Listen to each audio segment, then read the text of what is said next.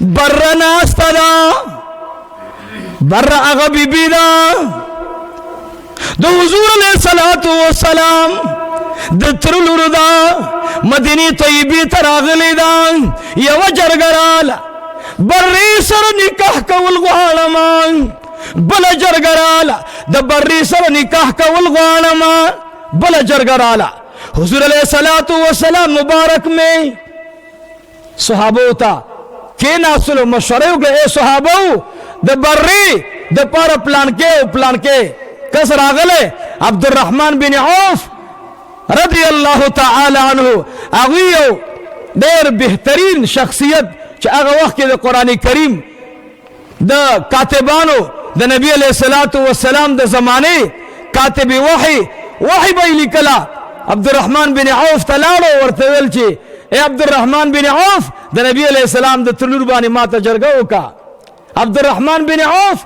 لس اوښان ومنل دا به زه خرڅوم او په دې باندې به زه د دې دپاره د واده انتظام کوم نبی کریم صلی الله علیه وسلم هغه جرګه قبوله کړه د برې نکاح کېدله د برې واده څنګه وشو د برې مور قرآن کریم کې د هغې زم بیان شوی د پلار زم بیان شوی عزیزانو برا رضی الله تعالی عنها پیغمبر علیه الصلاة والسلام مبارک کېنوله ورته ویل چې ستا نکاح د پلانکي سره کوم ستا څنګه خوښه ده هغې مبارکې وجړل او بیا ویل ای د الله حبیبه زما اختیار د نفس د مهر هر څه تا سره دی ستا څنګه خوښوي حضور پاک علیه الصلاة والسلام مبارک د هغې نکاح وکړه نکاح یې څنګه وکړه عزیزانو مخکې مفتي صاحب عرض وکړو چې دا کوم رواجونه موږ ته پاتې دي دا د هندوانو نه پاتې دي او دا موږ په ځان درانه کړي ټول علما په دې د امت مسلمه اتفاق دی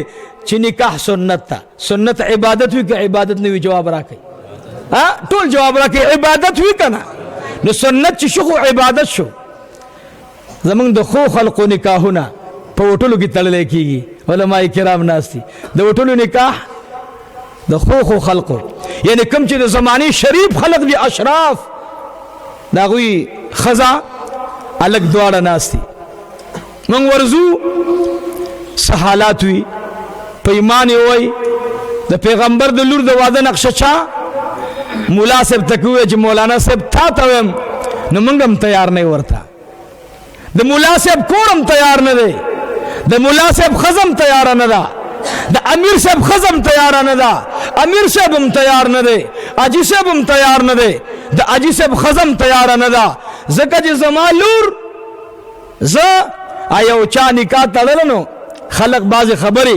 مذاقیه کوي دا صحیح نه دي نو یوې مور ته وایي خاوند پلار ورته وایي چې ستا د لور واده دی خو د بی فاطمې په طرز و طریقه باندې به کوم نو هغې مور ورته ویلې چې نه ته رسول الله او نه زه بیبي خدیجه یم دا خبرې غلطې دي پیغمبر فرمایي چې زما اتباع نه کوي زمانه نه دی ته به دا خبرې نه کوې مور به خدیجه ځان نه جوړوي پلار به د جناب رسول الله په سنت ځان ښایسته کوي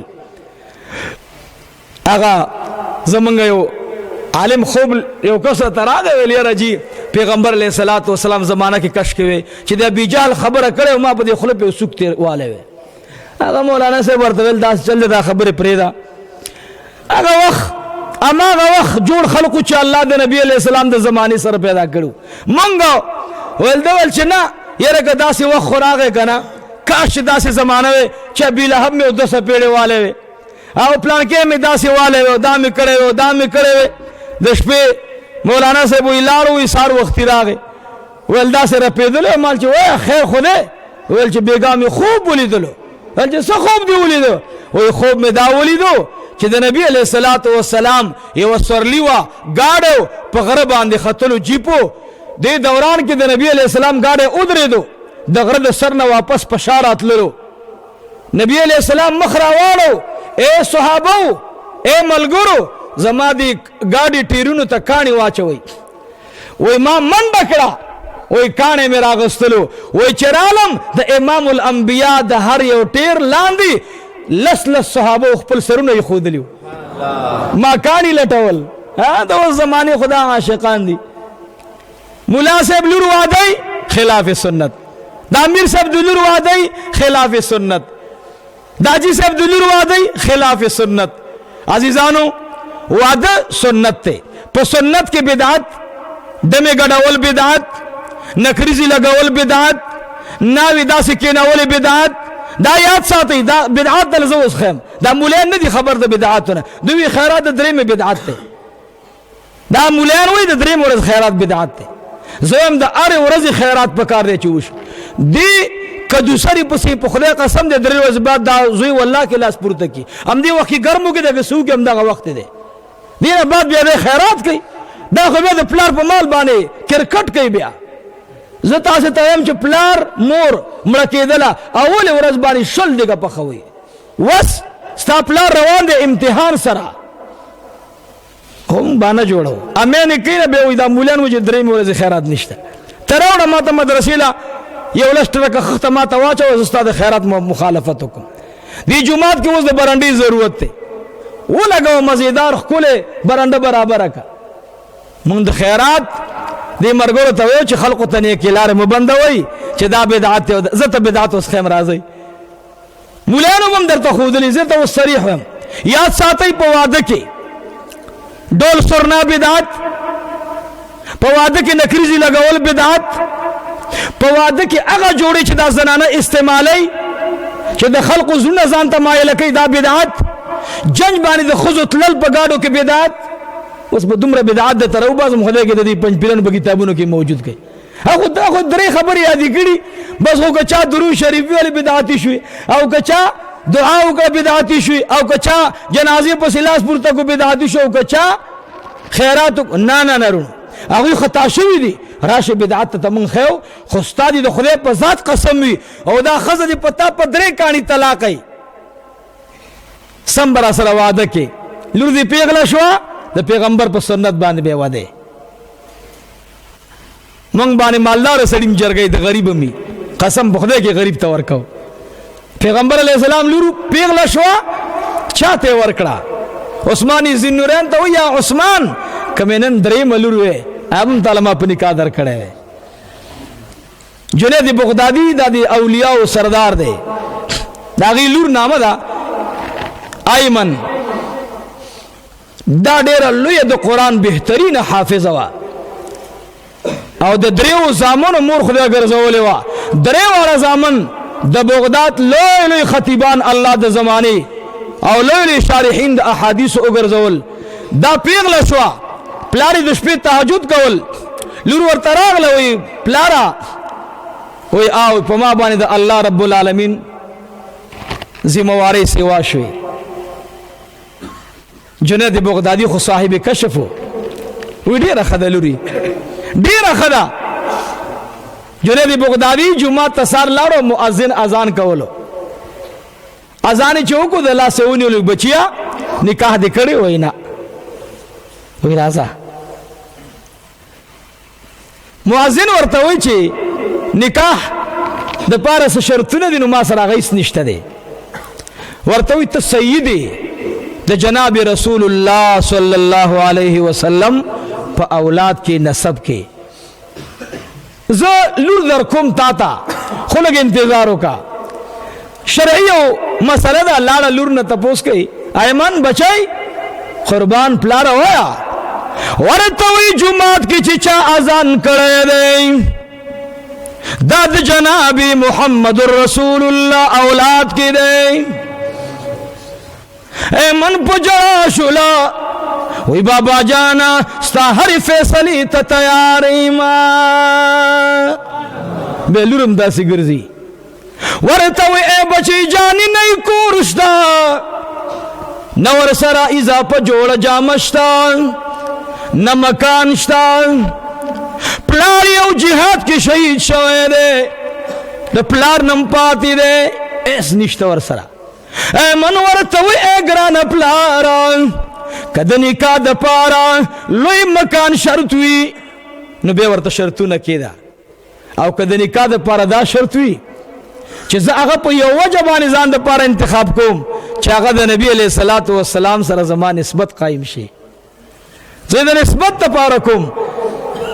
جنید بغدادي دعا وکړه یا الله زما دی لور ته خدایا داسې میوه ورکا چې د دنیا او د آخرت د دواړو دپاره میوه وګرځېږي. خدای پاک ورته داسې بچي ورکړل.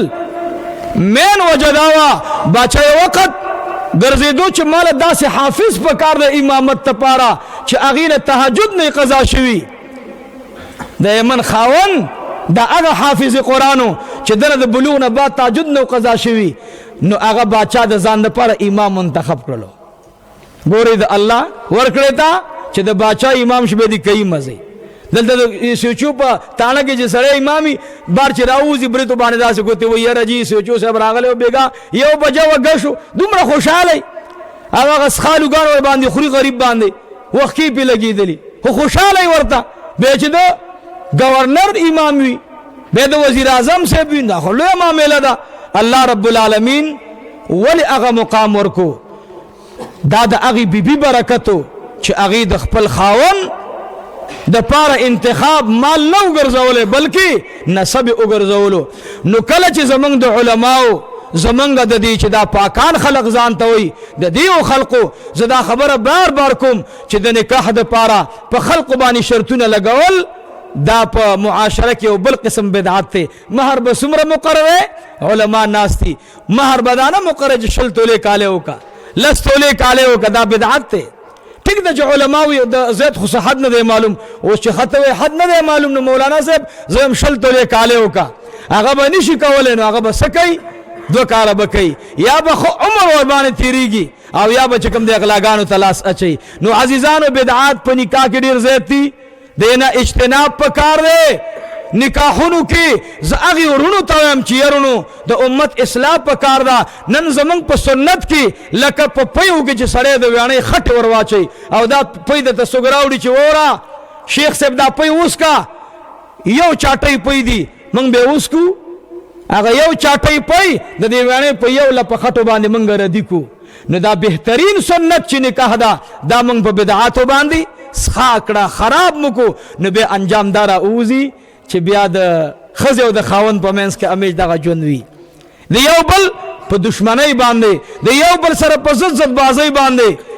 د برې واده چې کېدلو نبي علیه الصلاة والسلام مبارک ورته وفرمایل د تر لورې ګورې هغه انتهایي غریب دی، هغه ورته وایي ماله دا دعا وکړه چې ما نه الله خاوند ناراضه نه کړي، ځکه ما ستا یو خطبه اورېدلې محبوبه چې کومه ښځه د خپل خاوند سره ژوند خراب وي نو د دوی ژوند به د آخرت هم خراب وي. نو ماله دا دعا وکړه چې الله رب العالمین زما ژوند د خاوند سره ښایسته نصیب کړي. وایي چې کله د ډولۍ ټیم راغی، د جنج ټیم راغی، د برې نکاح نبی علیه الصلاة والسلام وتړله، او چې کله زنانه د پیغمبر علیه الصلاة والسلام سو نږدې رشته دارانې د هغې سره ورغلې تسلي ورکوله، نو هغوی نه تپوس کوي چې د نبي علیه الصلاة والسلام د پلانکۍ بیبي واده څنګه شوی او بیا غلي ورته ویل د بیبي فاطمې واده څنګه شوی. پیغمبر علیه الصلاة والسلام چې په کومه طریقه لور واده کړې ده، زما پلار نشته، زما مور نشته، زه یو یتیم یم، زه یو یسیر یم، زه بې پلار او بې مور یم، مالا داسې ترتیب بنیاد دی راته کېښودلی شي چې زما پې را روان ژوند الله روښانه کړي. د برې نکاح او د هغې ژوند څنګه شوی. نو عزیزانو جلالالدین سیوطي رحمت الله علیه فرمایي چې 3 ښځې ورسره لاړې، 4مه روانېدله، وایي برې ورته مخ راواړو، ای په ما سره روانو 3 زنانو 4مه زنانه دې شاته شي، ما پسې دې نه راځي. ورته وایي ای برې دا خو ستا هلته انتقال دی، نوي کور ته روانئ. او ورته وایي نه نه نه د پیغمبر علیه السلام لور پسې 3 زنانه تللې وي، ما پسې دې 4مه زنانه نه راځي. دا اوس ایمان دی. زمونږ اوس جنکۍ وایي موږ بوځئ هلته، موږ په ښار کې ناوې کوي، وایي که نه وایي د شاهانو خلقي لورګانې هغې ځایونو کې ناوې کېږي. اے عزیزانو عظیم بدعت روان دی، خو زه ورته بدعت نه وایم، ولې زما د نکاح پیسې پکې سوځي.